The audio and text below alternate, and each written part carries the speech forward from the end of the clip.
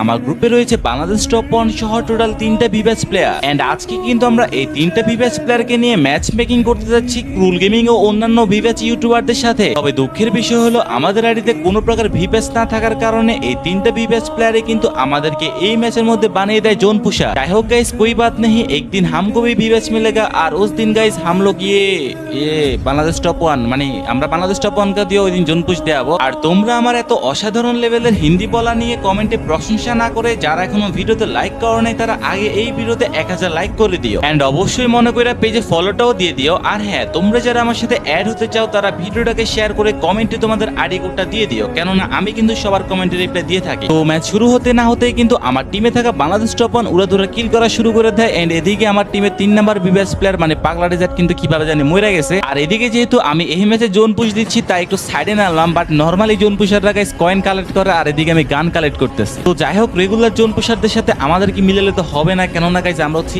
একদিনের না একটা ম্যাচের জোন পুশার। সো এই জন্য আরে ভাই কথা বলতে বলতে এদিকে আমার 2টা ভিভ্যাস প্লেয়ারই মরে গেছে, যদিও এক্সটি আবির ভাই এখনো মরে নাই এন্ড ফাইনালি কিন্তু মরে গেছে। এন্ড এদিকে বাংলাদেশ টপ 1 মরা অবস্থা, এখন সে কি বাঁচবে না মারবে? ওরে বাপরে, বাংলাদেশ টপ 1 তো আজকে অনেক প্রো হয়ে গেছে। আর হ্যাঁ গাইস, ভিডিও শুরুতে তোমাদেরকে বলতে ভুলে গেছি, এই ম্যাচের শেষের দিক দিয়ে আমাদের সাথে এমন একটা কাহিনী ঘটে যার জন্য কিনা মোটেও প্রস্তুত ছিলাম না। মানে ভাই এটা পুরো আনএক্সপেক্টেড ব্যাপার ছিল, যা কিনা তোমরা একটু পরে দেখতে পারবা। তো এদিকে ভুতুরে ঘটনার কথা বলতে না বলতে কিন্তু এনিমির হাতে একটা দৌড়ানি খেলাম এন্ড এখানে আসতে না আসতে দেখি আমার টিমের কিন্তু এখনো 2টা ভিভ্যাস প্লেয়ার রিভাইভ পায় নাই। আর এদিকে বাংলাদেশ টপ 1 কিন্তু ওদেরকে রিভাইভটা দিয়ে দিবে বলতেছিল। তবে তোমরা যদি একটু ভালো করে আমার কয়েন কালেক্ট করার দিকে লক্ষ্য করো তাহলে বুঝতেই পারবা আমি কেমন প্রো লেভেলের জোন পুশার। আর হ্যাঁ গাইস, জোন পুশারের কথা বলতে না বলতেই মনে পড়ে গেল যে তোমরা কারা কারা ভালো জোন পুশ করতে পারো তারা অবশ্যই কমেন্টে জানাই দিবা এন্ড পসিবল হলে তোমাদের আইডি কোডটাও দিয়ে যাবা। তো ম্যাচের এই মোমেন্টে আমরা চলে আসি গাড়ি থেকে নেমে কয়েন কালেক্ট করার জন্য এই জায়গায় এন্ড এখানে আসার পর আমি একটু দেখতে চেয়েছিলাম যে আমার টিমমেট কার কাছে কত টোকেন, আমি এখন টোকেনগুলো আনতে যাব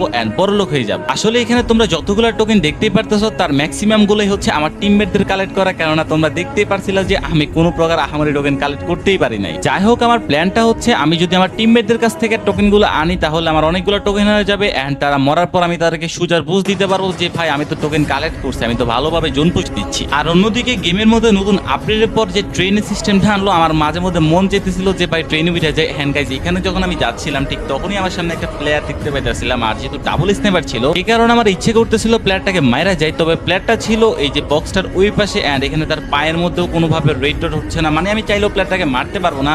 তো প্রথমে ভাবছিলাম রাশ করবো, পরে ভাবলাম যে না ভাই রাশ করা উচিত না, টোকেনগুলো হারাবো চলে যায়। তাই যেই ভাবা সেই কাজ। এখানে একটু ওয়েট করার পর আমি কিন্তু আবারও গাড়িতে উঠে যাই এন্ড গাড়িতে ওঠার পর যখন আমি গাড়িতে স্টার্ট দেন সামনের দিকে যাচ্ছি